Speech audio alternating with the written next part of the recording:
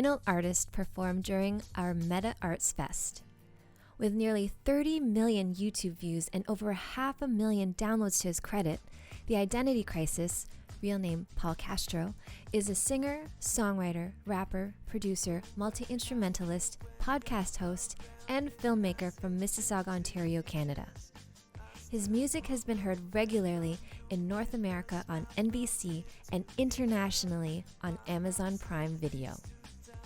Over the span of his career, he has created an evolving buffet of sound that mixes alt-rock, classic rock, alt-hip-hop, funk, house, dancehall, jazz, drum and bass, and various other influences.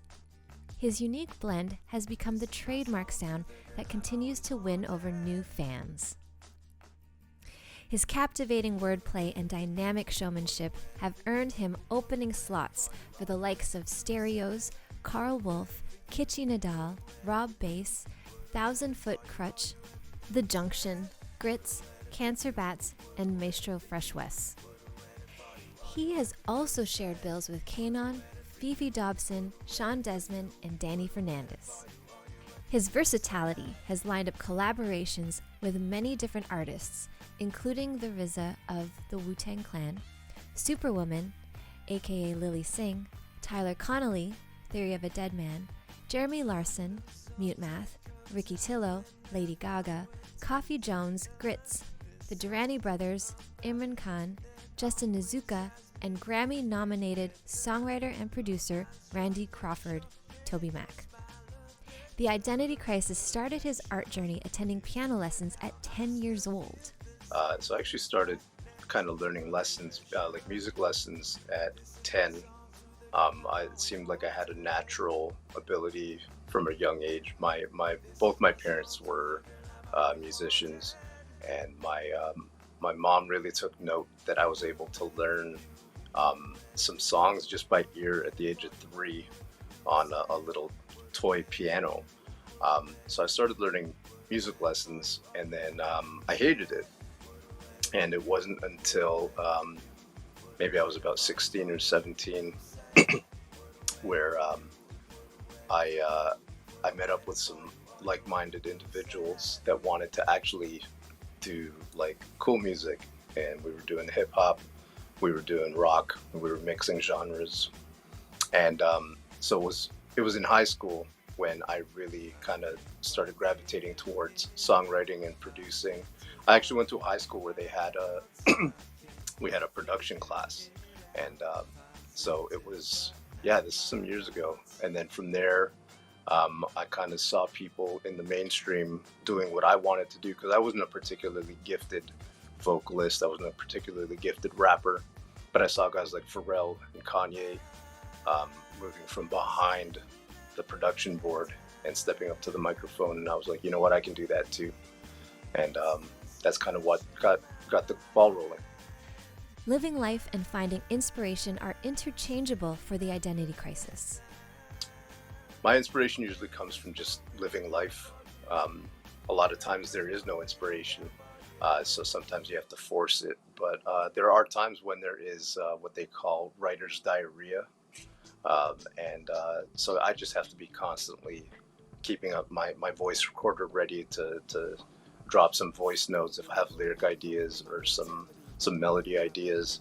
But when it comes to music, like the actual production and that kind of thing, I'm constantly making beats and that kind of thing, and I have been for years.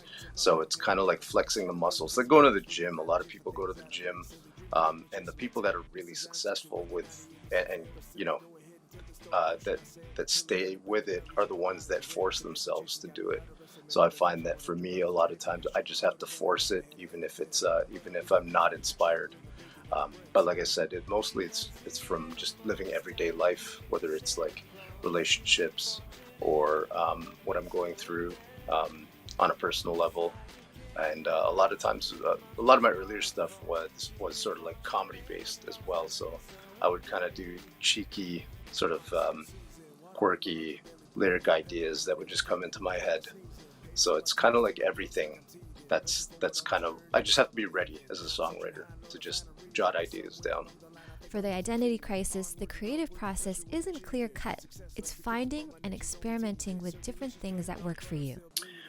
It actually depends. A lot of times when I was first starting out, it would start out with just a beat idea, and then I would write lyrics and melodies to the beats. But there's been times lately where I would start with a melody idea or even a lyric idea, and then I would build the track around the vocal. But you know what? I think as an evolving producer, you kind of have to take different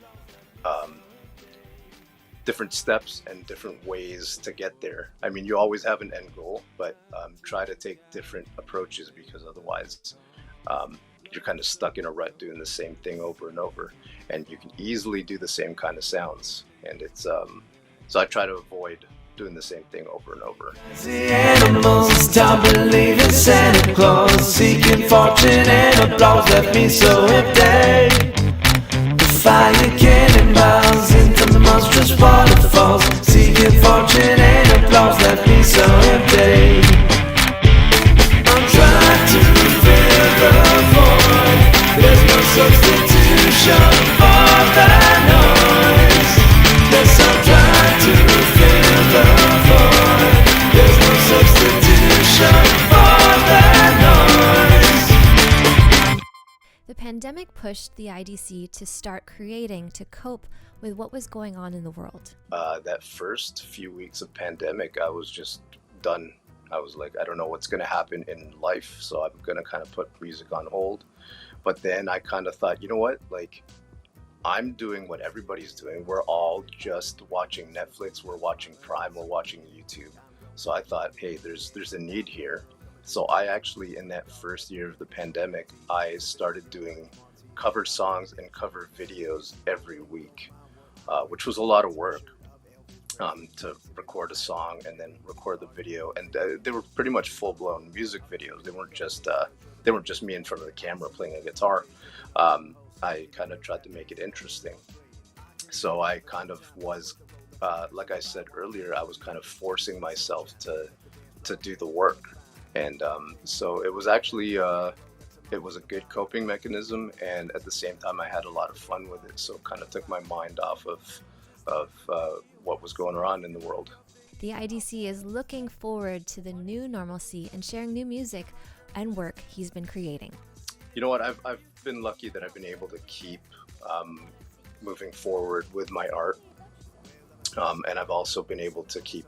So I produce other artists as well, and I do music for film and TV and that kind of thing. So I've been blessed to be in a position where I can do all this stuff from home. But by the same token, I feel like I need to get back out there and do some original music. So there are plans to move forward with some new singles and some new videos and that kind of thing. But it's just a matter of when, because we don't know. I don't know what the future holds in terms of doing live shows and that kind of thing. I see shows getting shut down. And I see people still pushing forward in the States. You know, they're able to play and tour in certain states, but it's kind of harder here right now. So it's I know it's going to happen. I just don't know when. If the identity crisis's work was put in a capsule today and someone dug it up 50 years from now, here's how he would want that person to take away from it. 50 years from now, that's 2072. Are people even going to be able to relate? I would hope that they would. I myself am sort of a historian. A lot of the older records I have, I listen to stuff from essentially 50 years ago now, even older. I watch a lot of stuff. I'm really into the Twilight Zone from 1959, which is more than 50 years ago. I would hope that there would be someone that has kind of my mentality that would look into what I did and be like, whoa, this guy had something to say. He was having fun with what he was doing. He was loving life, but he also was using his art to express himself, but not just express himself, but he was trying to push his boundaries on what was happening at the time, which is kind of what I've always just wanted to do. I've always wanted to stand out like a sore thumb, and stick out like a sore thumb, I should say. And I would hope that people would recognize that 50 years down the road. You want me for in the AM knocking at my door. No patience cause she knocking more than the police knocking when they at your home. So that she inside, she grabs your dough. Know exactly what you want when she call my phone. She want me for my body, yo. Crazy hope when I bro for his chocolate bowl. When I talk, she think about my crotch alone. When I walk, she waiting for my spot to grow. Sometimes she call me popsicle, and I just can't leave, it's impossible. Put my back in the sack in the hospital. It's like that, she go like an acrobat. Mad cardio, give me an asthma attack. Back flipping with a big black man in the back. I ain't got much money, but I'm not bad looking. Most ladies think I'm funny. Most ladies love my cooking, but she just wants me for my body. She don't like my personality. Hey, she just wants me for my body. Doesn't listen to a damn word I say. Hey, she just wants me for my body. She don't like my personality. Hey, she just wants me for my body. Doesn't listen to a damn word I say.